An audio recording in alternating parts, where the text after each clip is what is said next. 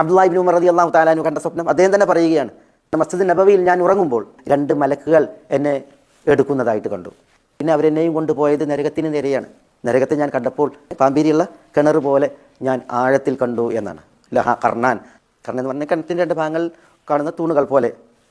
ഉടൻ അബ്ദുല്ലാഹി ഇബ്നു ഉമർ അഊദു ബില്ലാഹി മിനന്നാർ, നരകത്തിൽ നിന്ന് ഞാൻ അള്ളാഹുവിനോട് രക്ഷ തേടുന്നു എന്ന് പറഞ്ഞു എന്ന്. അപ്പോൾ മറ്റൊരു മലക്കിൻ്റെ ആഗമനം ഉണ്ടായി. അയാൾ പറഞ്ഞു, പേടിക്കേണ്ട, ഈ സ്വപ്നം സഹോദരി ഹഫ്സയോട് പറഞ്ഞു എന്നാണ്. മഹദിയോട് ഈ സ്വപ്നം പറഞ്ഞപ്പോൾ പിന്നെ മഹദിയാണ് തിരുസവിധത്തിൽ ഈ സ്വപ്നത്തെ അവതരിപ്പിക്കുന്നത്. അപ്പോൾ റസൂലുള്ളാഹി സ്വല്ലല്ലാഹു അലൈഹി വസല്ലം തങ്ങൾ ആ സ്വപ്നം കേട്ടു. എന്നിട്ട് പറഞ്ഞത്, അബ്ദുള്ള എത്ര നല്ല മനുഷ്യൻ, വ്യക്തിത്വം, അദ്ദേഹം രാത്രി സമയം നിസ്കരിച്ചിരുന്നുവെങ്കിൽ. പിന്നെ അനുബന്ധം പറഞ്ഞു, ലൗകാന യുസല്ലി മിനൽ ലൈൽ, രാവിൻ്റെ നിഴലിൽ രാത്രി നിസ്കാരം നിർവഹിച്ചിരുന്നുവെങ്കിൽ. ഈ സ്വപ്നം കണ്ട് അതിൻ്റെ വ്യാഖ്യാനം കേട്ടതിൽ പിന്നെ അബ്ദുല്ലാഹി ഇബ്നു ഉമർ രാത്രിയുടെ സിംഹഭാഗവും നിസ്കരിക്കുമായിരുന്നാണ്. രാത്രി നിസ്കാരം അദ്ദേഹം ഒഴിവാക്കിയിട്ടേ ഇല്ല എന്നാണ്. വളരെ കുറച്ച് സമയം മാത്രമേ അദ്ദേഹം രാത്രി ഉറങ്ങുമായിരുന്നുള്ളൂ എന്നാണ്.